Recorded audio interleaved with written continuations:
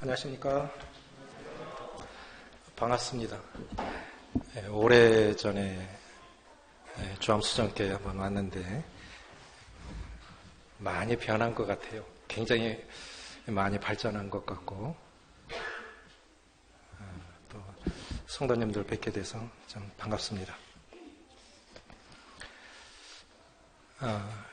주암수정교회는 기아 자동차에 다니시는 형제님들 많이 계시죠?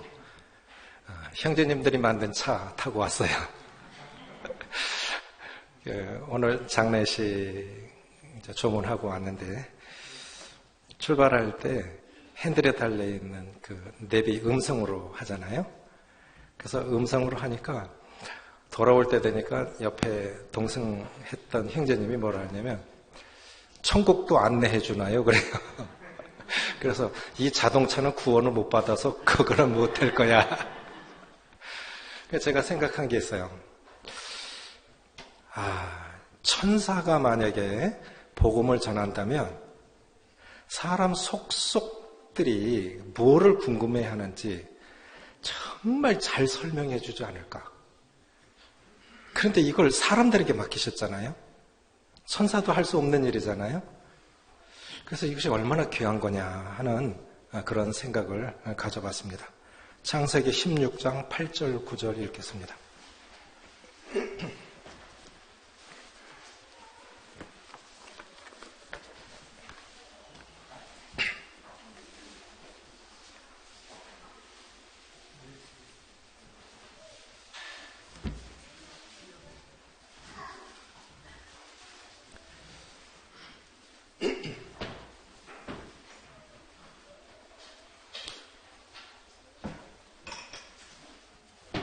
창세기 16장 8절 9절 같이 읽겠습니다.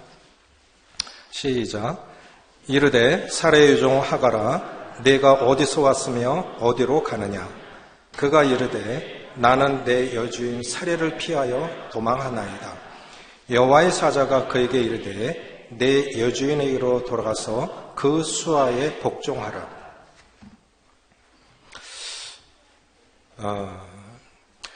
이렇게 복음을 전해보면 이제 하나님 믿은 지 오래된 분들은 하나님 믿는 것이 당연한 일이고 감사한 일입니다. 그러다 보니 하나님을 믿지 않는 사람들에게 하나님을 소개하면 그들이 이해를 못하고 관심이 없을 때 오히려 이상하게 생각을 하잖아요. 그런데 그렇지가 않아요. 구도자 입장에서 보면 보이지 않는 하나님을 믿는다는 것이 굉장히 어려운 일입니다. 우리가 하나님 안에 너무 오래 살다 보니까 이스라엘 사람들이 하나님은 당연히 계시고 그건 우리 이방인들이 하나님에 대한 이해와 지식이 유대인들이 갖고 있는 그것과 완전히 다릅니다. 그들은 전통적으로 3,500년 전부터 하나님을 믿었던 사람들이기 때문에 그들이 아는 하나님에 대한 지식, 하나님에 대한 이해는 우리가 아는 것과 수준이 달라요. 그런데 하나님 없는 사람들에게 하나님 믿으라고 할 때 관심이 없는 것도 아니고 또 배척하고 싶은 마음도 아닌데 굉장히 힘든 거예요. 우리가 처음에 이 하나님을 믿어라, 예수님을 믿어라 했을 때 그것이 쉽지가 않았다고요. 그런데 하나님 안에 오래 살다 보니까 그것이 당연해졌지만 안 믿는 사람들 입장에서 보면 이것이 굉장히 힘든 일입니다. 보이지 않는 하나님을 믿으라? 합리적이고 논리적인 이성적인 사람들에게 있어서 이것이 쉽게 받아들여지지가 않는 거예요. 양희은 씨 아시죠? 국민 가수 양희은 씨. 노래 잘하잖아요. 저도 양희은 씨 참 좋아하는데 논산훈련소 가니까 양희은 씨 노래가 나오는데 참 좋더라고요. 오래전 일입니다. 양희은 씨가 여동생이 있었는데 여동생이 몸이 늘 안 좋으니까 언니 나와 함께 병원에 좀 같이 가줄래? 그러니까 왜? 그래. 내 몸이 너무 안 좋은데 만약에 심한 병이라고 그러면 내가 감당을 못할 것 같아. 그러니까 나를 따라와 줄래? 그래 같이 가줄게. 그래서 검사해봤는데 괜찮아요. 조금 아픈 거를 너무 지나치게 생각한 것 같아요. 그럼 기왕 병원에 왔으니까 나도 한번 검사를 해보자 했는데 양희은 씨가 암이야. 이 암이면 내가 이걸 어떻게 감당하지? 그래서 언니를 데리고 갔는데 정작 자신은 괜찮고 언니가 암이었던 거예요. 그럼 언제 누구 편에서 다급해지는 겁니까? 양희은 씨 자신이 다급해지죠. 그래, 이건 뭐냐면은 객관적으로 합리적으로 안 믿는 사람에게 하나님은 계시구나 충분히 이해하고 납득할 수 있도록 설명을 해줘야 되는 겁니다. 믿으라 그냥 강요해서 되어지는 게 아니에요. 믿음은 강요해서 되는 게 아닙니다. 믿음의 두 가지 특징이 있습니다. 따라해 보십시오. 믿음은 강요해서 되는 게 아니다. 그래, 넣듯 윽박질러서 되는 일이 아니라고요. 요즘 미투 운동하는 거 아시죠? 그게 뭡니까? 강요된 사랑은 사랑이 아니다라는 거예요. 맞죠? 믿음도 똑같은 거예요. 근데 그것이 믿어지면 그건 못 말리는 거예요. 북한에 그리스도인이 있을까요? 없을까요? 많아요. 어부들 가운데도 그리스도인들이 있는데 이들은 더 멀리 가서 고기를 잡는데요. 자기들끼리. 그리고 헌금도 걷는데요. 거기서 예배드리고 돌아오는 거예요. 그러니까 아무도 모르죠. 그럼 어떻게 그리스도인들이 북한 땅에 있을까? 이미 일제강점기 때부터 100년 복음이 북한부터 들어갔거든요. 북한에만 머물러 있으니까 6.25 전쟁을 허락하셔서 복음이 남쪽으로 내려오게 하신 거예요. 북한에도 교회가 있습니다. 그거는 그냥 선전용어로 어용교회죠. 우리도 종교의 자유가 있다. 보여주기 위해서 만든 교회가 있어요. 목사도 당연히 있습니다. 그래서 가짜 목사가 가짜 설교를 해요. 성경을 가지고 설교를 합니다. 당연히 공산당원이에요. 아주 이 정신무장이 잘 된 그런 공산당원이 목사가 되어서 성경을 가지고 설교를 해요. 당연히 교인들도 앉아 있어요. 꽉 채워 있어요. 외국인들이 오면 그렇게 하는 겁니다. 그런데 신기한 게요. 가짜 목사가 가짜 설교를 하는데 그 말씀 듣고 구원받는 사람이 있는 거예요. 그건 무엇입니까? 말씀은 능력인 거예요. 말씀은 생명이기 때문에 그런 거예요. 가짜 목사가 가짜 설교를 했는데 그 말씀 듣고 구원받는 사람들이 있다고요. 저 정문 쪽 한번 바라보세요. 다들 한번 우리 들어온 걸 한번 쳐다보세요. 자, 보십시오. 자, 여기 이제 앞에 보세요. 제가 우리 여기 오신 분들 하나하나 고개를 돌려서 그쪽 보신 거예요? 뭐가 그렇게 한 거죠? 제 말이 한 거죠. 말이 한 거죠? 요한복음 1장 1절 태초부터 계신 생명의 말씀에 관하여는 말씀이 육신이 되어 우리 가운데 오신 예수님. 그러니까 말씀은 이 하나님의 말씀은 이 종이 위에 기록된 문자이지만 이것은 하나님이 살아계신 인격체이기 때문에 여전히 능력인 것입니다. 박정희 대통령 고향이 구미예요. 그런데 구미가 원래 선산읍 구미면이었다고요. 그런데 지금은 구미시 선산 출장소가 됐어요. 출장소. 선산은 아주 조금해요. 구미는 엄청나게 크죠. 그렇죠? 그런데 박정희 대통령이 그때 이 김포공항 휴전선에서 너무 가까워. 이거 폭탄 터뜨리면 비행기들 못 뜨니까 남쪽에 공항을 하나 만들자. 그래서 구미 쪽에 계획을 했다는 겁니다. 구미 쪽으로. 그런데 여기 창원에 제 큰 처남이 군 출신인데 창원에 살 때 한번 가보니까 도시 한복판에 8차선으로 쫙 어떻게 이렇게 도시 계획을 했지? 그리고 도로 주변에는 전용 주택 지역인데 80평 이상이에요. 대구도 전용 주택 지역이 60평 이상이 있어요. 근데 거기는 80평이에요. 이걸 어떻게 이렇게 했네? 박정희 대통령이 창원지도 갖고 갖다 놓으니까 줄 짜갖고 쭉 길 일으키네. 그렇게 된 거예요. 자, 근데 박정희 대통령이 이제 구미 지역에 남쪽에도 공항을 하나 만들어. 사실은 광양제철소 있잖아요? 포항제철소 다음으로 광양제철소 있는데 이 빈부 차이가 너무 크니까 광주 쪽에도 하나 만들어라. 그래서 광양 쪽에 광양제철을 만들었는데 박태준 씨가 포항제철 시작한 거 아닙니까? 박정희 대통령 돌아가시고 나서 광양제철 준공식에서 박태준 씨가 울었다고 그러죠. 각하 이제 끝냈습니다. 그런데 구미 쪽에도 공항 하나 이렇게 공항을 했는데 박정희 대통령이 돌아가셨죠. 그러니까 그 말도 죽은 거예요. 살아있어야, 그 말이라고 하는 것은 살아있는 인격이어야 능력인 것입니다. 맞습니까? 그리고 여전히 하나님은 살아계시고 하나님은 능력이시기 때문에 그 말씀이 능력이 있는 거예요. 그러니까 가짜 목사가 가짜 설교를 하는 말씀을 듣고도 구원받는 역사가 일어나는 것입니다. 천지창조 사진 한 장 좀 보실까요?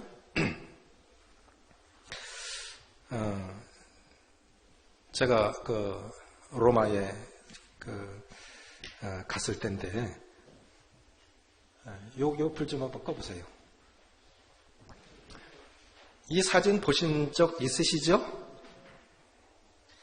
이 사진 이 그림 제목이 뭘까요? 이 사진은 아시는데 제목은 모르죠. 관심이 없죠. 근데 그 제목이 굉장히 중요한 거예요. 잠깐만 좀 꺼주세요. 여기. 자, 여기 보면 오른쪽에 흰 수염이 있으신 분하고 이 젊은 사람하고 손을 맞대으려고 하잖아요. 이렇게 맞대으려고 하잖아요. 그런데 이 오른쪽의 할아버지를 하나님으로 상징한 거예요. 왼쪽의 젊은이가 아담입니다. 하나님이 인간에게 다가가려고. 근데 그림을 보면요, 얼굴에 경련이 일어나요. 다가가려고 그냥 힘을 다해서 이렇게 다가가는데 아담 편에서는 올려면 와라, 말려면 마라. 하나님이 계시면 계신 거지.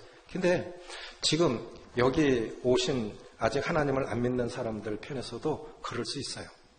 모시고 온 분, 가족들은 어떻게 하면 저분 구원받게 할까 애를 쓰는데 관심도 없고 뭐 있으면 있는 거고 말면 많은 거고 천국과 지옥 있으면 있고 말면 말고 이렇게 애가 탄다고요.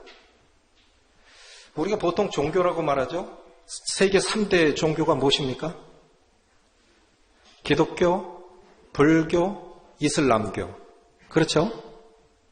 종교의 뜻이 뭐냐면 종교는 영어로 religion이라는 거예요. religion. 근데 religion의 뜻이 따라해보세요. 신과 다시 이어주다. 이게 종교입니다. 신과 다시 이어주는 것이 그것이 종교예요. 그러면 떨어져 있다는 거 아닙니까? 처음에는 하나였는데 떨어져 있다는 거예요. 그러니까 너무 오랫동안 일찍 부모를 떠나서 부모를 잃어버린 사람은 부모 없이 어떻게 자기가 태어났겠어요? 그럼에도 불구하고 부모님을 몰라. 너무 일찍 떨어져 있고 너무 오래 떨어져 있다 보니까 인간도 그렇다는 거예요. 하나님과 이 죄가 하나님 사이를 갈라놓았기 때문에 너무 오랫동안 하나님 없이 살다 보니까 하나님 안 계시다. 하나님 없다. 관심 없다. 그렇게 되는 겁니다. 이 복음 집회를 하는 이유도 하나님 만나게 해주는 겁니다. 종교라고 하는 것은 신과 다시 이어주다. 다시 이어주는 거예요. 이 말은요, 이혜령 씨가 한 거예요. 이혜령 씨 누군지 아시죠? 한국 최고의 지성이 이혜령 씨 아닙니까? 얼마 전에 돌아가셨죠? 이분이 하나님 없다 하던 분이에요. 그런데 딸이 갑자기 눈이 실명이 돼가는 거예요. 미국의 변호사예요. 그런데 이 미국도 못 고치는 거예요. 그래서 이 하나님 없는 무신론자가 일본에서 뭐가 없겠습니까? 명예가 없어요. 돈이 없어요. 뭐가 없어요. 전문화부 장관이었는데 교수였고 이분이 골방에서 만약 신이 계시다면 내 딸을 고쳐주십시오. 얼마나 간절하게 구했던지. 그런데 눈이 회복이 된 거예요. 그리고 그때부터 이 사람이 하나님을 찾기 시작했어요. 그래서 일본에서 하용조 목사님이 그분에게 복음을 전해서 예수님을 믿습니다. 그리고 그분이 이제 워낙 똑똑한 분이니까 저는 그분 책을 많이 읽으면서 종교의 뜻이 그거구나. 그때 알았어요. 종교는 하나님과 다시 이어주는 것입니다. 이 복음 집회 목적도 바로 그것입니다. 자, 16장 8절 다시 읽습니다. 시작. 이르되 사레의 여종 하가라 내가 어디서 왔으며 어디로 가느냐. 인생의 근본 문제는 세 가지. 무엇이냐면 나는 누구인가 하는 거예요. 나는 누구인가. 두 번째는 뭐냐면 나는 왜 사는가. 세 번째, 죽으면 어디로 가는가. 저희 작년에 장례를 10번 치렀거든요. 올해 아직 4월 다 안 지나갔잖아요. 오늘도 조문하고 왔습니다. 지금 장례 중이죠. 이제 4월인데 올해 들어서 5번 장례를 치렀어요.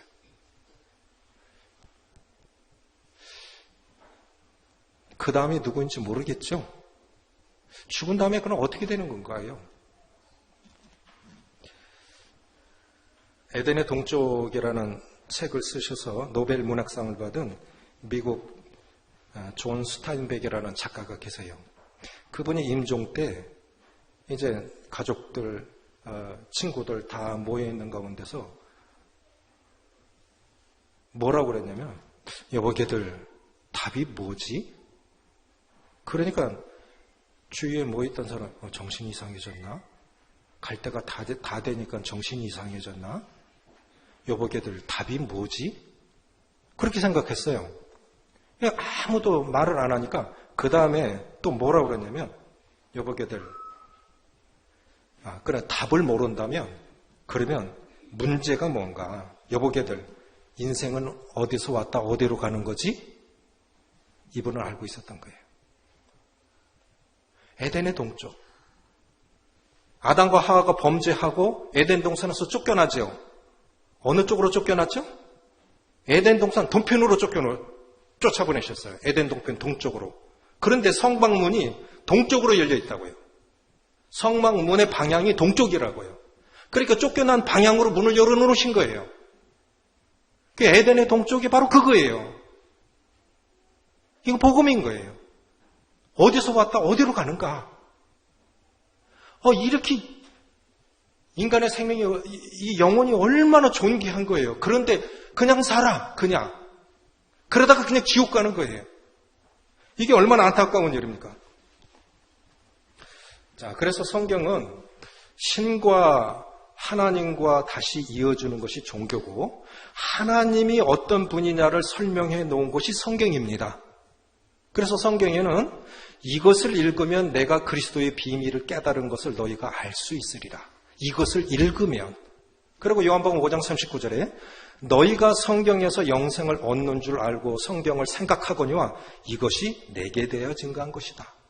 그러니까 예수님을 믿으려면 하나님의 어떤 분이신가를 알려면 성경을 읽어야 되고 성경이 믿어지면 하나님이 믿어지는 거예요. 아멘이십니까? 자, 그러면 실제로 굉장히 큰 병에 걸려도요. 원인 찾는데 제일 오래 걸립니다. 제일 어렵습니다. 어떤 병인지 그 병의 원인을 찾는데 모든 그 검사를 다 하죠. 실제로 원인을 찾아내면 의외로 수술은 간단해요. 아무리 암이라도 간단한데 그걸 찾기까지가 어려워요. 그러니까 우리가 하나님 믿는 것도 똑같습니다. 왜 믿어야 되는지, 왜 내가 하나님을 못 믿었을까? 그럼 하나님이 계시다고 하는 사실을 어떻게 알 수 있을까? 이것만 알면 하나님 금방 믿어져요. 그리고 아까 믿음의 특징 2가지는 믿음은 첫 번째 강요해서 되는 게 아니다. 두 번째 따라해보세요. 믿음은 변화가 일어난다. 믿으면 변화가 일어나요. 오래된 이야기지만 칼기 폭파범, 우리나라 대한항공 폭파시켰던 김현희 씨 기억하십니까? 연세 드신 분들은 기억하시죠? 이분이 똑똑해가지고 상계국어를 하는 거예요. 이거 대한항공을 폭파시킬 사람은 북한밖에 더 있어요. 근데 노인하고 이 사람이 이제 중간에서 내렸단 말이에요. 그럼 이 사람은 이제 잡은 거예요. 그럼 분명히 북한에서 온 걸 같은 노인은 청산가리 캡슐을 먹고 자살했어요. 근데 이 김현희도 자살하려고 그걸 잡아가지고 입 벌려고 빼냈는데 데리고 왔는데 안기부에서 조사를 하니까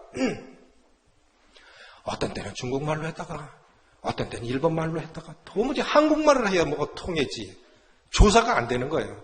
그래갖고 그 여자 안기부 요원들이 이렇게 철저하게 정신교육, 세뇌교육을 받은 사람은 강요해서 되는 게 아니다. 이거는 고문에서도 입 안 열 거다. 그 정도 훈련 안 받고 이렇게 북한에서 보내지는 않을 거다. 아마 죽어도 혀를 깨물고 죽어도 입 안 열 거다. 그럼 어떻게 될까? 이 사람이 감동받기 전에는 입 안 열 거다. 그래서 매일 나 언니라고 불러. 이제부터 언니라고 불러. 그리고 그냥 밥 먹자. 놀자. 잠잘 때 안 보면 혀 깨물고 죽을 수 있으니까 24시간 지켜봐야 돼요. 한참 지나니까 김혜인 씨가 입을 여는데 언니 나 북한에서 왔어. 이렇게 해서 입이 열린 거예요. 언니 나 북한에서 왔어. 그래서 그분이 쓴 책을 읽어봤거든요. 그분이 시댁이 경주입니다. 경주. 안기부 요원을 남편으로 맞았어요. 그분이 지은 책 이름이 이제는 여자처럼 살고 싶어요. 그럼 지금까지는 여자가 아니었죠. 잘 훈련된 무기였죠. 잘 훈련된 무기. 인간이 아니라 그러니까 적과 통일을 위해서 그 정도 희생할 수 있는 거지. 그 희생도 희생할 수 있지. 뭐 비행기 하나 폭파해? 100대도 폭파할 수 있는 거지. 이것밖에 없었던 사람이에요. 인간의 존엄성을 몰랐던 사람이에요. 그 사람 간증문도 실렸어요. 눈물을 흘리면서 회개를 하고 이제는 여자처럼 살고 싶어요. 아이가 2명인가 3명인가 그래요.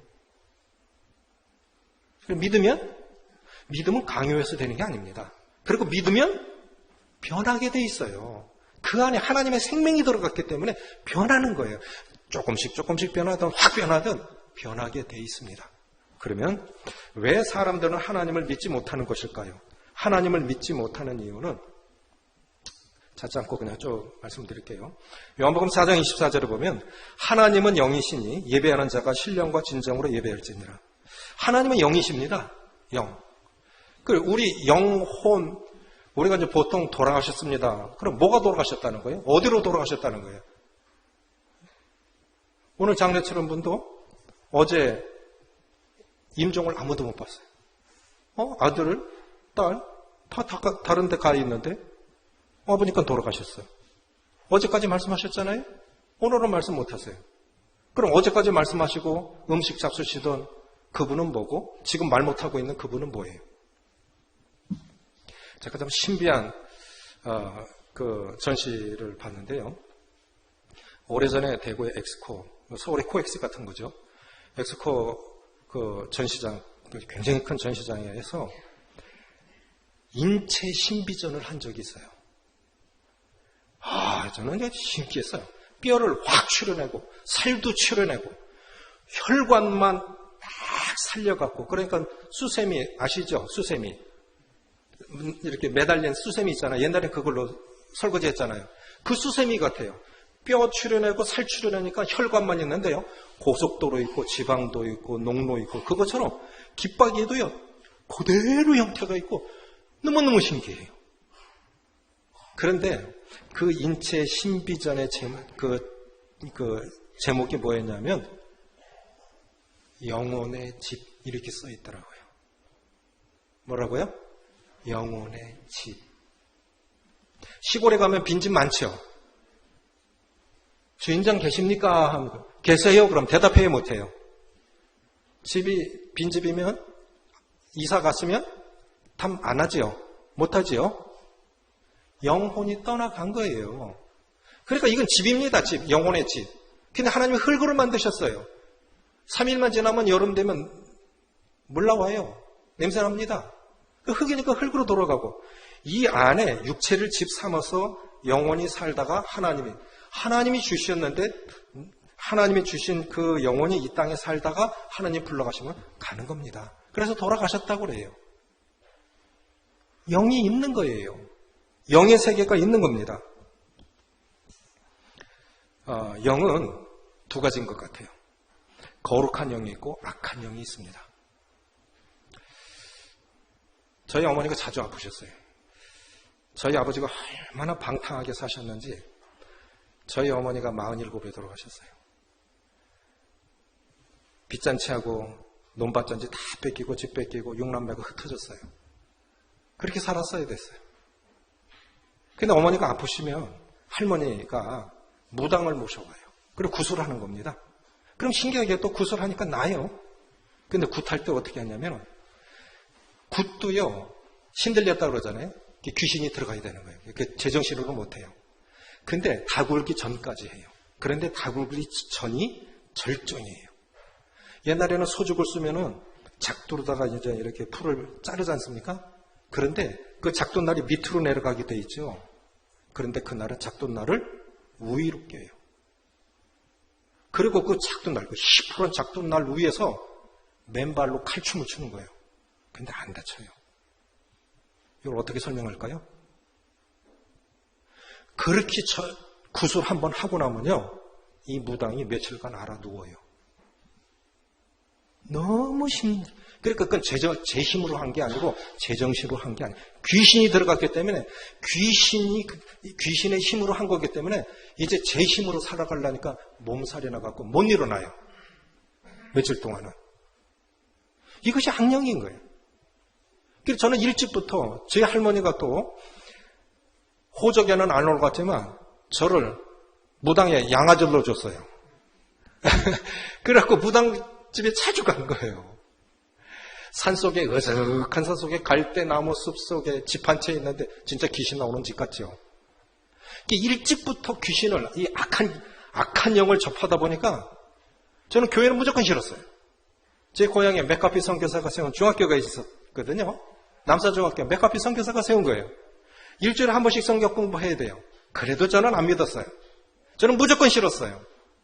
시골에서 이제 어르신들 농복기철에 다 일하러 가시면 아이들은 교회에 가야 교회에서 뭐 간식도 주고 노래도 가르쳐주고 말씀도 가르치고 그런 부모님들 일할 수 있으니까 학교 안 가는 어린아이들은 교회에 가야 됐다고요. 타가소처럼.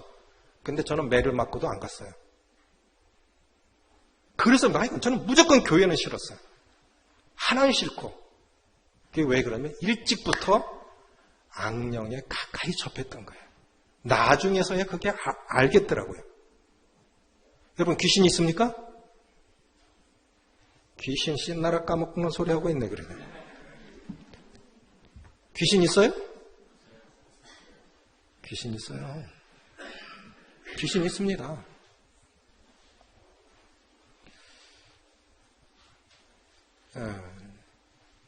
개척 초기인데 한 분이 하여간 너무너무 온몸이 전국적으로 아파요. 그래 구도자였는데 그분 모시고 이제 종합병원 앞에 가고 우리는 복도에서 기다리고 있는데 귀신 들린 사람 하도 많이 만나보고 귀신도 내쫓아보고 이렇게 하다 보니까 눈빛만 봐도 저 사람이 정신병자인지 귀신 들렸는지를 알 수 있겠더라고요. 근데 제 복도의 맞은편에 앉아있는 뚱뚱한 아주 키 큰 아주머니가 조그만 딸아이를 데리고 있는데 이분이 귀신 들린 사람이에요. 집사람도 알아봤어요. 저도 알아보고. 집사람이 입에 냄새가 나니까 빨리 가서 껌을 사오래요. 매점에 가서 껌을 사와야 되는데 집사람이 덜덜 떨고 있을 거 생각하니까 빨리 갔다 와야 되는 거예요. 빨리 왔는데 집사람 무서워서 떨고 있고. 그런데 저는 그 여자 속에 들어간 귀신이 정말 너무너무 미워서 저 귀신이 저기 들어갔네 그러고요. 욕은 못하고 눈싸움을 하면서 저놈의 귀신 저기 들어갔네. 근데 귀신은 금방 알아봐요. 하나님 믿는 사람을. 저하고 눈이 딱 마주친 거예요. 그러다니 저 여자도 그냥 나를 잡아먹었대. 그 두 사람이 이렇게 쳐다보고 있어서 주위 사람들 보면 이상하거든. 근데 그 사람도 하나의 인격체잖아요. 어떻게 할 수는 없는 거잖아요.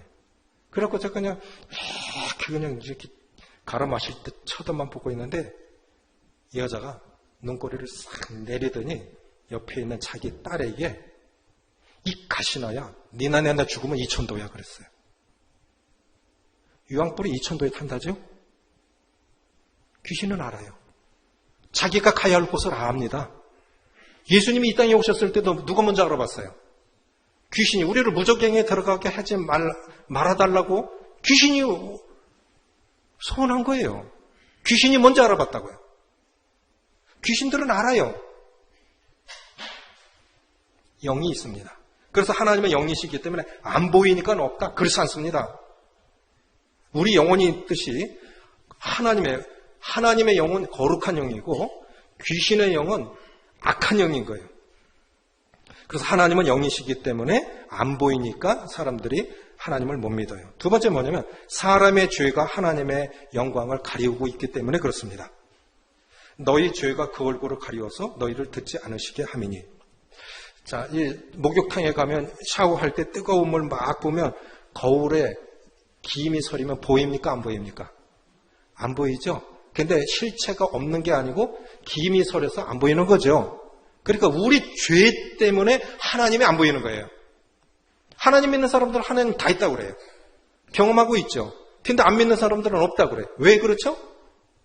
죄 문제가 해결되지 않기 때문에 하나님이 안 보이는 거예요. 구름이 있으면 태양이 떠 있어도 햇빛 안 들어오지요. 죄 문제만 해결되면 하나님이 그대로 보여지고 느껴지는 것입니다. 세 번째 뭐냐면 하나님을 자기 생각으로 이해하려고 노력하기 때문에 그래요.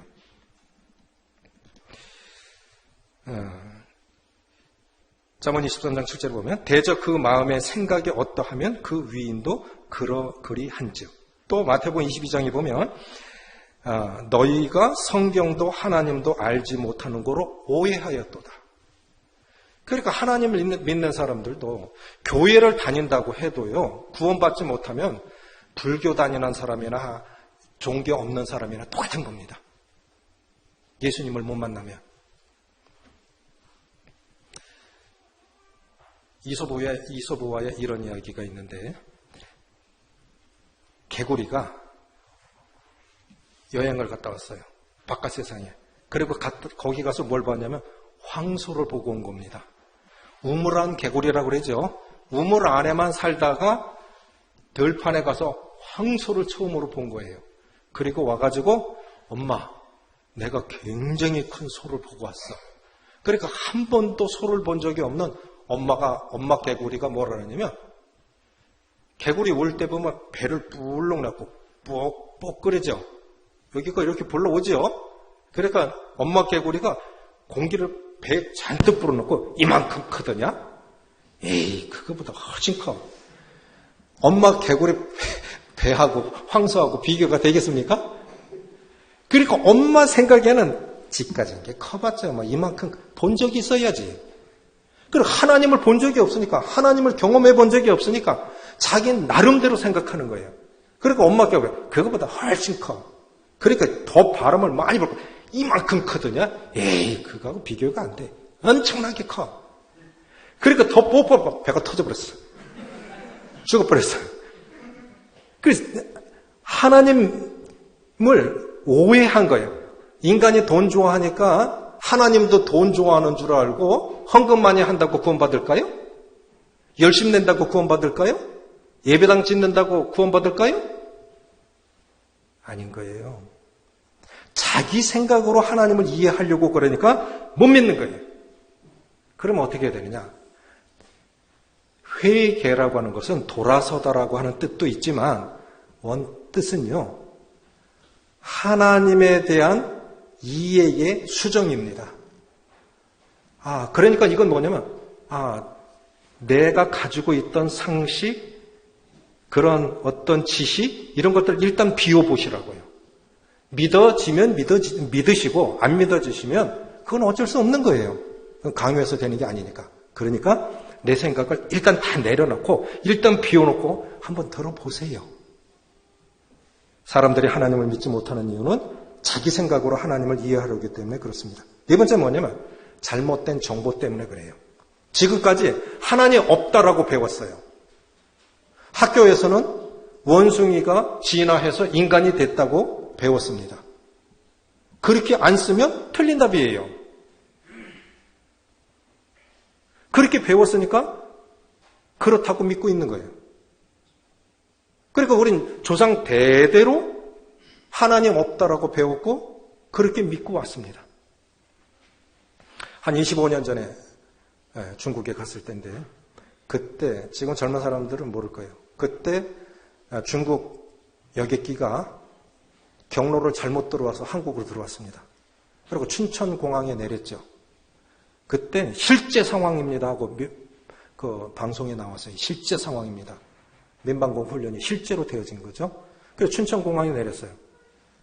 그래서 이제 이분들 다 내려놓고 또 조사하고 그 다음에 중국으로 다시 춘천공항이 너무 짧기 때문에 다시 뜰 수가 없어요.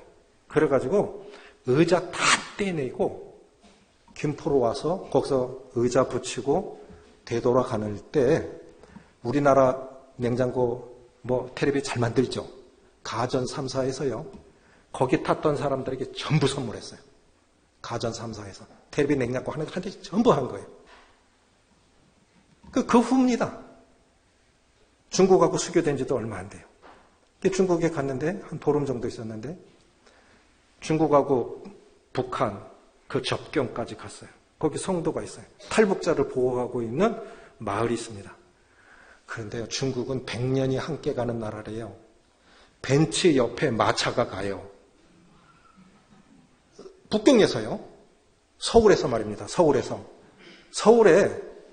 벤츠 S클래스 한 600 정도 되면 2억 안 갑니까? 그 벤츠 옆에 마차가 간다니까요. 그런 시대에 간 거예요. 그런데 거기는 전기가 안 들어와요. 우리도 옛날에 전기 안 들어왔었던 때가 있잖아요. 전기가 안 들어오는 거예요. 그래 이제 집회를 하고 사진 찍는 걸 좋아하니까 산에 혼자 이제 이렇게 올라가서 좀 사진 좀 찍어 오려고 올라갔는데 사람이 제일 무서운 게 뭔지 아십니까? 사람은 뭘 제일 무서워할까요? 사람은 사람을 제일 무서워해요. 사람이 사람 만나는 게 제일 무섭다고요. 아무도 없는데 아무도 없을 줄 알고 올라갔는데 양이 있어요. 그리고 양 찍으러 올라갔는데 배짱 마르고 그 거지 몰골을 한 남자 2명이 있어요. 거기서 사람 때려주기도 모르는 거예요. 너무 무섭더라고요. 그래서 돌아갈 수는 없고 그분들 술하고 안주 삼아서 양고기를 먹어요. 그런데 얘기를 해보니까 왜 무섭냐면요. 이분들이 한국말을 하는데 평양말을 쓰는 거예요. 북한말을 쓰는 거예요. 너무 무서운 거예요. 여기는 분명히 난 중국에 와 있는데 왜 이 사람들은 북한말을 쓰지? 일제시대 때 경상도는 논이 별로 없습니다. 논밭이. 그러니까 먹고 살기 너무 힘드니까 주로 경상도 사람들이 평양까지 갔다가 평양에서 만주로 간 거예요. 만주는 중국에서 버린 땅입니다. 지금 만주는 한국 사람들이 개간한 땅이에요. 얼마나 땅이 크냐면 해바라기 한 줄, 콩 한 줄 이렇게 심었는데도 우리나라 밭보다 더 많아요. 그 한 줄이. 그래서 이제 처음에 이제 뭐라 그러냐면 그때 제가 외국에 처음 간 거예요. 거길 중국에 간 건데 제가 참 무식했어요. 전 거기서 죽을 뻔했어요. 왜 죽을 뻔했냐면 평양말을 쓰고 자기들은 중국 국적을 갖고 있는 조선족이기 때문에 북한에 마음대로 왔다 갔다 한대요. 그래서 제 생각으로 이 사람들은 북한 욕하면 좋아하겠구나 싶어갖고 김일성이 나쁜 놈이죠 그랬어요. 이 사람들 중국 사람들이잖아요. 조선족이잖아요.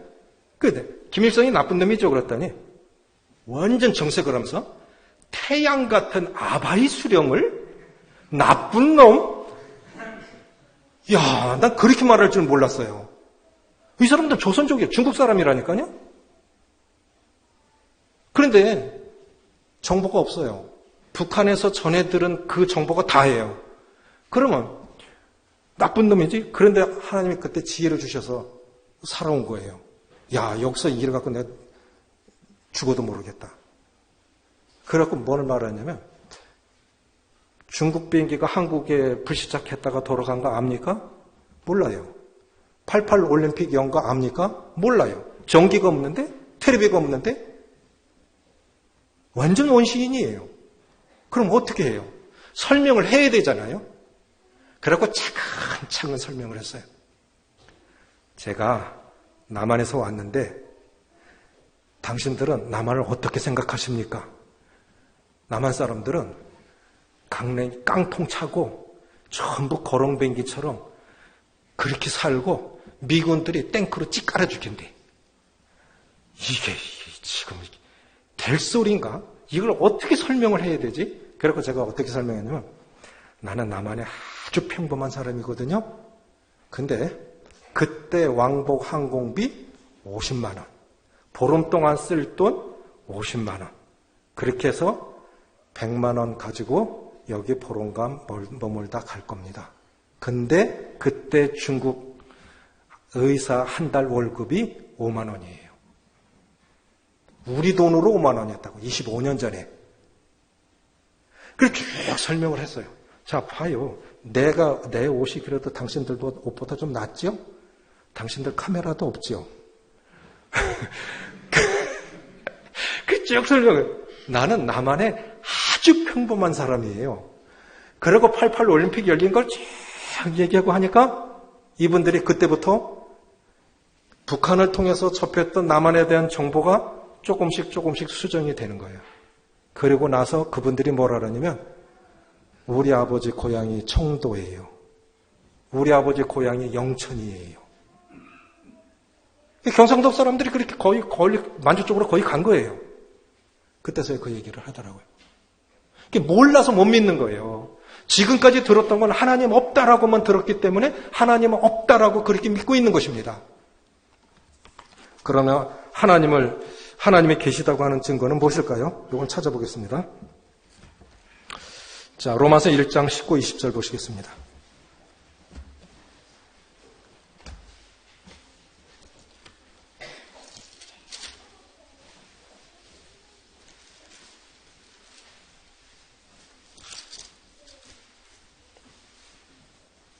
(19, 20절) 같이 읽겠습니다. 신약성경 240조 같이 읽습니다. 시작.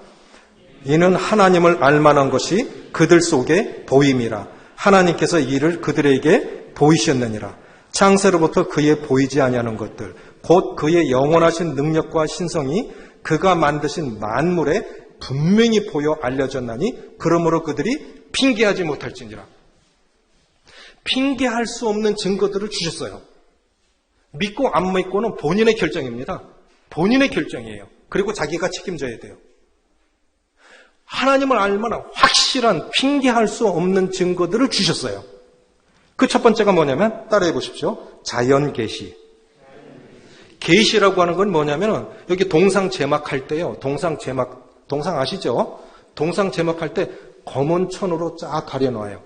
그리고 확 당깁니다. 그러면 저거였구나. 계시라고 하는 것은 전에는 안 보였어요. 근데 하나님께서 성령님께서 이걸 쫙 이렇게 믿어지는 거예요. 그것이 벗겨지는 거예요. 눈이 봉사로 있다가 이렇게 보여지는 것처럼. 그 첫 번째가 뭐냐면 이 자연 만물을 통해서 하나님이 계시다고 하는 것을, 이거 생각 아니죠? 이렇게 보여주시는데 참 신비롭지 않습니까? 죽은 것 같은 나무에 싹을 틔우고. 대구하고 여기 보니까 온도 차이를 나뭇잎으로 알겠어요. 대구는 지금 여름만큼 나뭇잎이 나왔거든요. 여긴 인제 봄이 좀 덧대요. 사계절이 일어나죠. 네덜란드를 상징하는 건 뭘까요? 튤립. 요즘 튤립 멋있죠? 또 뭐예요? 풍차. 이 바다보다 낮으니까 이렇게 자꾸 하는데, 튤립 한 20여 년 전 일입니다.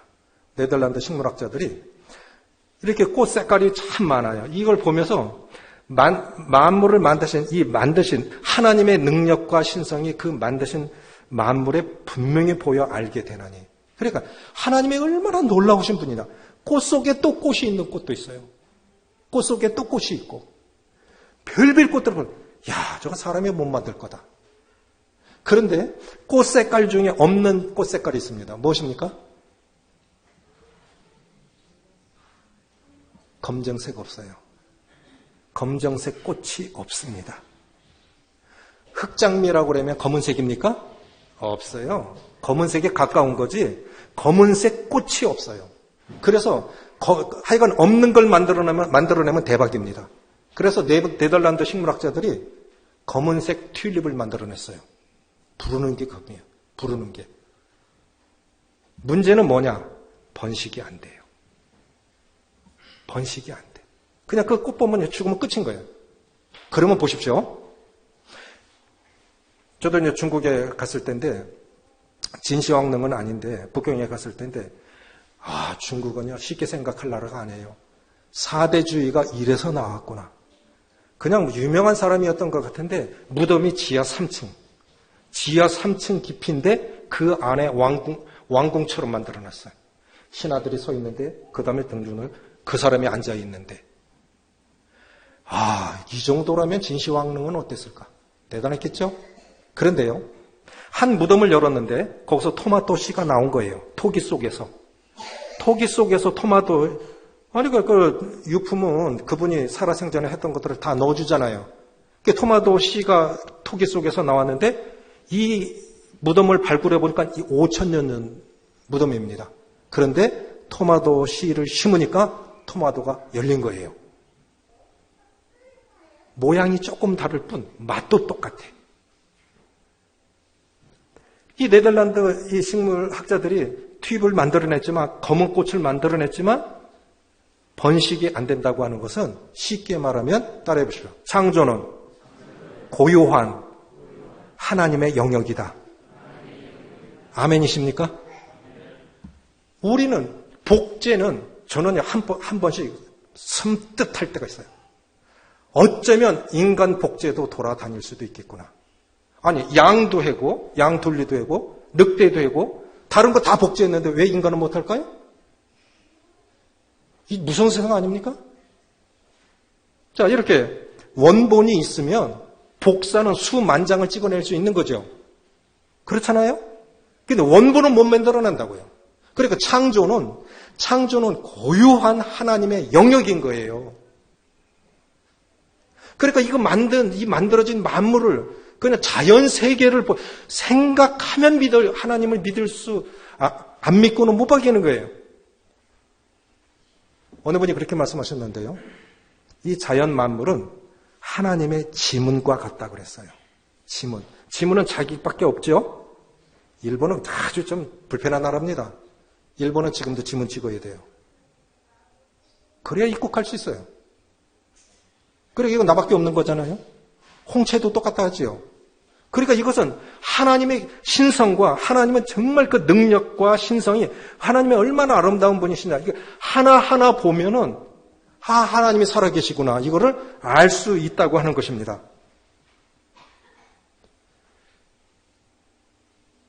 욥기 38장 36절 제가 읽겠습니다.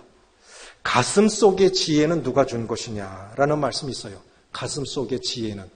붕어도 IQ 있을까요? 있어요. 0.3인가 그래요. 우리가 보통 머리 나쁘다 그러면 새대가리냐 그러잖아요. 이 새도 똑똑해요.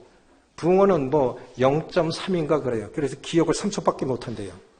그리고 물려오다가 똑 떨어지면 죽을 뻔했네. 그럼 안 물어야 되잖아요. 3초 지나면 생각이 없어. 또 물어. 그리고 밥상에 올라오는 거예요. 그럼 하나님이 그렇게 만드신 걸 어떻겠어요? 예? 가슴 속의 지혜는 누가 준 것이냐? 자, 요거 뭘까요? 요거 뭘까요? 조개 껍데기죠. 어느 교회 가니까 이거 뭔가요? 그러더니 조개 껍데기요. 그럼 왜 한쪽만 있나요? 그럼 하나만 갖고 왔나 보죠? 이거 뭐예요? 전복이에요. 전복은 껍데기가 하나에 둘이에요. 이게 다예요. 그래서 이렇게 붙어서 삽니다. 이렇게. 그런데 이게 딱 붙으면은 코스트코에 갔는데 이거는 양식인데 자연산이 이만해요. 7만 원이에요. 이만한 게 7만 원이에요. 그런데요, 큰 전복 얼마나 압착력이 강한지 1톤을 들어 올린대요. 그래서 전복이 좋은 거예요. 아픈 사람들, 병약한 사람들, 수술 환자들, 귀한 손님 올 때 전복 대접하죠? 전복이 그래서 좋은 거예요. 그냥 수족관에 붙어 있는 것도요, 이거 떼려면 애먹습니다. 그렇죠? 애먹어요. 그런데 뼈도 없는 문어가요, 이 전복을 먹고 산다고요. 뼈도 없는 문어가. 어떻게 이걸 딸 수 있을까요? 자, 상상해 보십시오. 뼈가 없어요. 그래가 떨어져라. 그럼 전복이 웃기고 있네. 앞만 때려봐라. 떨어지겠어요? 안 떨어지겠어요? 근데 아주 자연스럽게 잡아먹어요. 힘도 안 들이고. 이게요, 나라마다 전복이 크기가 달라요. 예적에 어느 분이 홍해에서 전복 껍데기를 갖고 왔는데요, 이만해요. 전복이 이만해. 지역마다 달라요. 그래서 제가 확실하게 한 건데, 여기 자세히 보면요, 뒤쪽에 구멍이 이렇게 뚫려 있어요. 여기 손구멍이에요. 여기 손구멍. 문어가 얼마나 똑똑한지 이 빨판으로 피리 부는 것처럼 딱 막아버리면 숨을 못 쉬어요. 그러면 똑 떨어져요. 힘도 안 들이고. 그리고 딱 해갖고 집으로 가서 식사하는 거예요. 참 기가 막히다. 이 문어에게, 그래서 문어 제주도에 문어 잘 잡는 분이 텔레비에 나왔는데, 그분은 문어집을 어떻게 하냐. 게 껍데기, 전복 껍데기 있는 데는 반드시 문어가 있다. 집에 가서 먹으니까. 그 대문 앞에 이걸 전시해놨어. 대문 앞에. 그래, 이 전복 껍데기하고 게 껍데기가 많으면 반드시 거기 문어가 있다 이거예요. 하나님이 문어에게 이거 잡아먹을 수 있는 지혜를 주신 거예요. 그렇죠? 사람이 커요? 코끼리가 커요? 코끼리가 크죠? 근데 코끼리는 사람에게 불임을 당하지 않습니까? 하나님이 그런 지혜를 주신 거예요. 그러니까 우리가 조금만 생각하면 하나님이 가슴속에 지혜는 누가 준 것이죠. 딱따구리는 콱콱 박아갖고 구멍 뚫죠. 우리 그렇게 10번만 해봐요. 장례 치러야 돼요. 안 그렇겠어요? 들이봤는데? 근데 그는 아무렇지도 않아. 왜 그럴까요? 충격을 흡수할 수 있는 흡수장치를 주고 딱따구리는 아무도 이상이 없어. 그렇게 칵칵 들이받아도. 하나님이 그렇게 지혜를 주신 거예요. 다 살아가도록 지혜를 주신 겁니다. 그래서 이런 자연 만물을 통해서든 생물을 통해서든 우리가 살펴보면 그렇게 핑계할 수 없는 그런 증거들을 주셨다는 것입니다.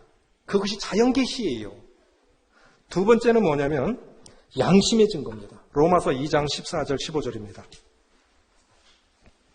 2장 14절 15절 같이 읽습니다. 시작. 율법 없는 이방인이 본성으로 율법의 일을 행할 때는 이 사람은 율법이 없어도 자기가 자기에게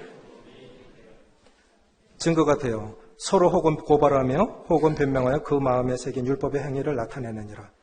율법 없는 이방인은 뭐가 증거가 된다고요? 양심이. 그러니까 이스라엘 사람들에겐 율법을 주셔서 하나님을 알게 하셨고, 율법 없는 이방인은 우리 이방인들이죠. 제가 이스라엘의 성지 순례를 갔는데 모임을 만났어요. 하이파에 있는 지중해 해안인데 거기는 굉장히 산업이 발달한 데입니다.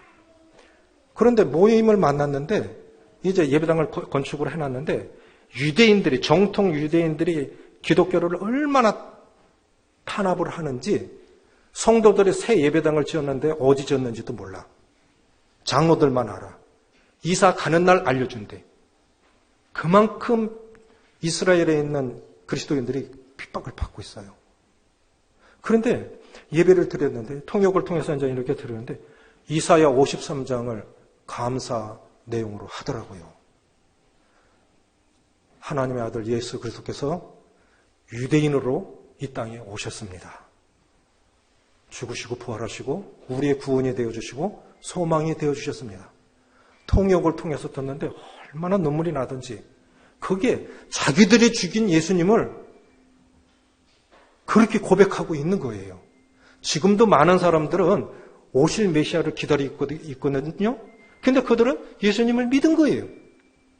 그런데 이제 예배가 드려지고 말씀이 끝나고 그들이 이제 그때 30명이 갔어요. 많이 갔죠. 그 하이파 교회 장로님들이 우리를 이제 식사 대접을 하는데, 그 전에 그 교회에서 이제 우리를 어떻게 소개했냐면, 지금 생각해도 성질 나는 게 뭐냐면, 오늘 이방인 형제들이 저희 교회를 방문을 했습니다. 아니, 한국에서 형제 자매들이 왔습니다 하면 얼마나 좋겠어요. 이방인 형제들이 성질이 나가지고 그때 알았어요. 저들이 이방인을 개 취급하는 게 어느 정도구나. 선민의식이라는 게 뭐구나. 그때 알았어요. 그러니까 그때 되어서 해가지고, 우리는 이방인들입니다. 이방인. 유대인들에게는 율법을 주셨고, 우리들에게는 양심을 주셨는데, 양심이 뭐냐면, 이 양심을 통해서 천국과 지옥이 있다는 걸 알려주신 거예요. 이 양심. 짐승 양심 있습니까? 없습니까? 양심 있습니까? 없습니까? 양심 없지요. 아버지가 딸하고 결혼하면 돼요? 안 돼요? 할머니가 손자하고 결혼하면 돼요? 안 돼요? 근데 개는 자기 새끼하고도 또 새끼 낳죠. 이상하지 않아요. 근데 사람은 그렇게 하면 안 되는 거죠?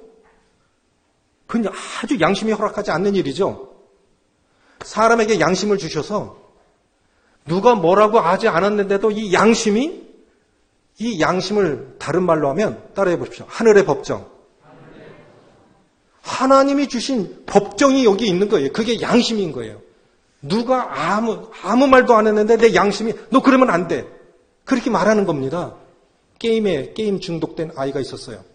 철수입니다. 그런데 엄마가 때려도 안 되고 뭐 해도 안 되고 안 돼. 어느 날 엄마가 철수야 그러니까 그만할게요. 밥 먹자고 부른 건데? 그럼 뭐가 그렇게 답하게 한 거죠? 양심이. 밥 먹자고 부른 거예요. 철수야 그냥 그렇게 했는. 그럼 철수야 그렇게만 했는데 그만할게요.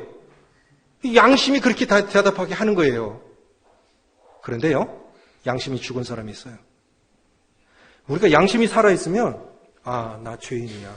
양희은 씨가 암이라는 걸 알고는 박사님 저 어떻게 해야 되겠습니까? 그대로 자기 편에서 이제는 고쳐달라고 하겠죠. 알았으니까. 그렇죠? 양심이 자기 죄인인 것을 알게 해주면, 지적을 해주면 자기 편에서 그러면 내가 어떻게 하면 죄 용서 받을 수 있을까요? 어떻게 하면 내가 죄사함 받을 수 있을까요? 양심이 살아있으면 하나님을 찾게 돼 있고 용서를 구하게 돼 있습니다. 이렇게 복음 집회를 하고 있는데, 어느 교회에서 집회를 하고 있는데 아주 양심이 불량한 사람이 일부러 왔어요. 강사를 골목에 주려고 작정하고 온 거예요. 교회도 알아요. 성경도 알아요. 집회 중에 손을 번쩍 들고 강사님 잠깐만요. 사람들이 말씀해 보십시오. 강사님은 수고하고 무거운 짐진 자들아 다 내게로 오라. 내가 너희를 쉬게 하리라. 그런데 수고하고 무거운 짐진 자들, 이 죄의 짐을 지고 가는 사람들인 것 같은데 나는 하나도 안 무거운데요? 수고하고 무거운 짐진 자들아 다 내게 오라 그러는데 나는 하나도 안 무거운데요? 이거 다 못하면 집회 끝난 거예요. 저 말도 대답을 못하는데 집회 끝난 거예요. 자, 하나님 믿는 사람들이, 전도자가 그 정도 또 준비가 안 된 사람들은 없죠. 그러니까 사람들은 뭐라고 답할까? 오히려 이제 성도들이 더 긴장이 되는 거예요. 여기서 다 못하면 집회 끝인데. 구도자도 다 갈 텐데. 저거 다 못하잖아. 강사님이 뭐라 하냐면 시체 위에 50kg 맷돌짝을 올려놨다 칩시다. 그럼 이 시체가 무겁다 합니까? 못합니까? 당신이 대답해 보세요. 안 하지요. 그럼 100kg를 올려놓으면 무겁다 하겠습니까? 안 합니까? 안 하지요, 당연히. 왜요? 죽었으니까. 당신 양심이 죽었어. 그러니까 당신이 양심이 가책이 없는 거야. 당신 양심은 죽은 거라고. 화인 맞은 양심이라고. 우리는 부모가 자식에게 사과할 때도 있는데 당신은 그런 거 없어? 얼굴이 빨개져갖고 그냥 내빼도 도망가 버린 거예요. 한 번은 오래전 일입니다. 아버님 8년간 모셨어요. 그런데 주님 나라 가셨는데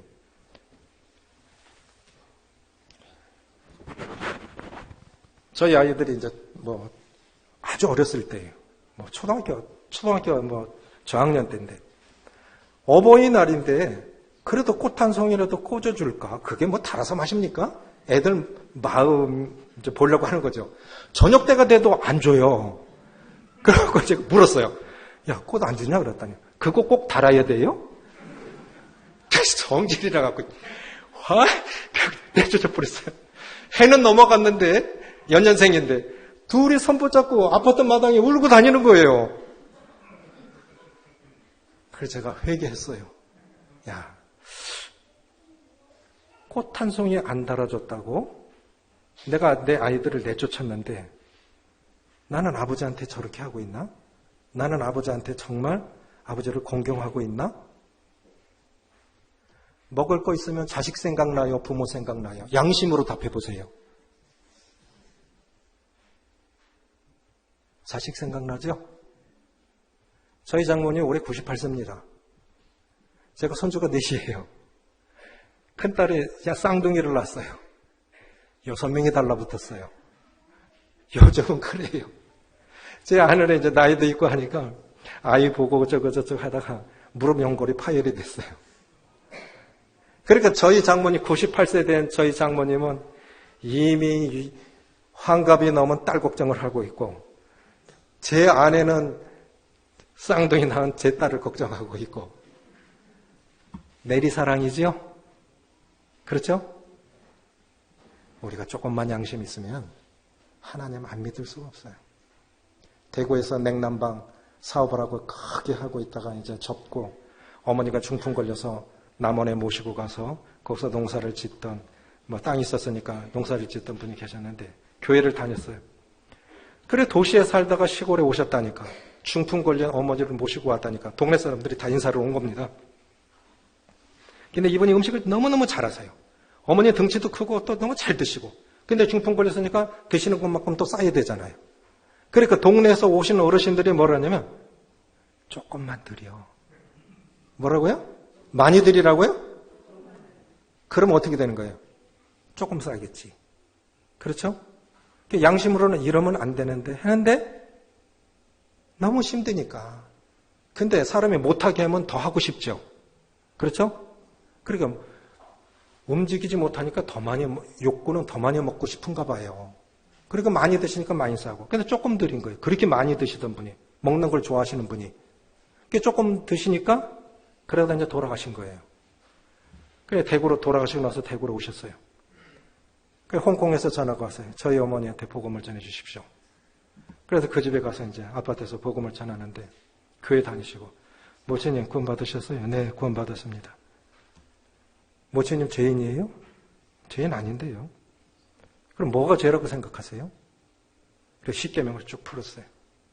자, 성경에는 하라, 하지 마라라고 하는 계명이 613가지가 있습니다. 그걸 압축한 게 10계명입니다. 하나님이 나 외에 다른 신을 두지 말라. 다른 우상을 만들지 말라. 안식일을 거룩히 지키라. 그리고 쭉 설명을 하고 요 4개는 사람이 하나님께 지켜야 할 계명이고 5계명부터 10계명까지 6개는 사람이 사람에게 지켜야 할 계명인데 제5계명 인간 도리의 근본은 부모 공경입니다. 내 부모를 공경하라. 그러면 내가 땅에서 잘되고 장수하리라. 인간 도리의 근본은 부모 공경입니다. 그래서 다른 거는 다 하라고 그랬는데 요것만 순종하면 복을 주신다고. 그래서 사랑은, 내리사랑은 저절로 되는데 자식 사랑하는 말씀이 없어요. 저절로 되져요. 근데 부모는 의지적으로 공경해야 되는 거예요. 그래서 이걸 부모를 공경하면 복을 받는다고 말씀하신 것입니다. 그랬더니 이분이 펑펑 울어요. 왜요? 제가 뭐 잘못 말씀드렸습니까? 그 얘기를 한 거예요. 난 정말 몹쓸 죄인이다. 그 노인네가 아무것도 못하시고 움직이지도 못하시는 중풍 걸린 노인네가 먹는 게 유일한 낙인데 얼마나 드시고 싶었겠나. 그러던 분을 조금 드리고 그렇게 조금 잡숫다가 돌아가셨으니까 나는 정말 죄인이다. 그러면서 펑펑 우시는 거예요. 우리가 다 그래서 이걸 지켜서 천국 가라고 주신 게 아니라 이런 게 죄다. 이걸 보여주시기 위해서 십계명을 주신 겁니다. 그러니까 죄인인 줄 알으면, 내가 병자인 걸 알으면 병원을 자기가 찾아가겠지요. 그러니까 내가 죄인인 걸 알으면 어떻게 하면 죄 사함 받을 수 있을까요? 예수님을 찾게 돼 있다고요. 죄를 모르는데 예수님을 왜 믿어? 자기가 죄를 모르는데. 그래서 이 양심의 증거는 하늘 법적인 거예요. 세 번째가 뭐냐면은 예언성취입니다. 찾지 않습니다. 예수님이 뭐라 하셨냐면 이스라엘의 예루살렘이 군대들에게 에워싸이는 걸 보면 멸망이 가까운 줄을 알라. 그래서 예루살렘이 이렇게 다른 외국 군대한테 막 포위가 되거든. 너희는 성 밖으로 나가라. 그래서 예수님 믿었던 사람들 그때 다 나간 거예요. 히브리 대학을 갔어요. 그랬더니 로마 타이투스 장군이 여기서 예루살렘 성을 쳐다봤대요. 그리고 작전을 짰다는 거죠. 예수님이 말씀하신 대로 돌 위에 돌 하나도 놓이지 않으리라. 그런데 그때에 로마 군들은 이미 이긴 전쟁이니까 어쨌든 금이나 갖고 돌아가자. 요세푸스가 어쨌든 이 랍비들하고 성전은 제발 무너뜨리지 말아 주십시오. 그런데 로마 군들이 돈에 눈이 멀어가지고 저걸 어떻게 하면 끊어낼 수 있을까? 그래갖고 성전에 불을 질러버린 거예요. 그래갖고 금이 다 녹아서 돌 사이사이로 다 들어가 버렸어요. 그러니까 그 금을 찾으려면 어떻게 돼요? 돌을 제껴야 되잖아요? 그래서 돌 위에 돌 하나도 놓이지 않으려는 말씀이 그대로 이루어진 겁니다. 그래, AD 70년에 이스라엘이 완전히 멸망해요. 그래서 1945년에 이제 해방이 되는데, 자, 그러면 AD 70년에 멸망하고,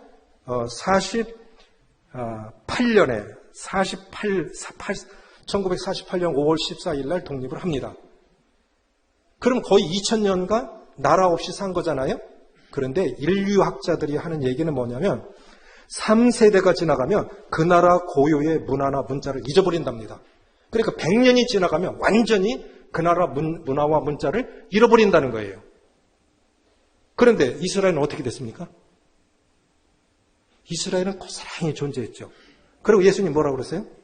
무화과 나무 잎이 연하여지면 예수님 다시 오실 때 알라고 하셨죠? 이스라엘의 국화가 무화과예요. 세계 여러 나라들 중에 핵을 갖고 있는 나라는 6나라밖에 없습니다. 그 중에 하나가 이스라엘이에요. 그리고 세계에 모여있는 돈의 3분의 1이 미국 월가에 있대요. 그런데 월가의 주인이 유대인이에요. 세계 곡물시장 3대 곡물시장 주인이 유대인이에요. 어떻게 나라 없는 나라가 거의 2000년 동안 나라 없는 나라가 갑자기 독립을 해서 이렇게 강대국이 될 수 있었을까요? 성경이 이루어지기 위해서 예언 성취가 되어져야만 예수님이 다시 오실 것이기 때문에 이스라엘은 반드시 독립을 해야 됐던 거예요. 그러니까 이스라엘을 보면 예수님의 시각이 보입니다. 3가지 말씀드렸어요. 하나님이 계시다는 건 자연 만물을 통해서 그 신성과 능력이 만드신 만물에 분명히 보여 알게 되느니 그들이 핑계하지 못할지니라.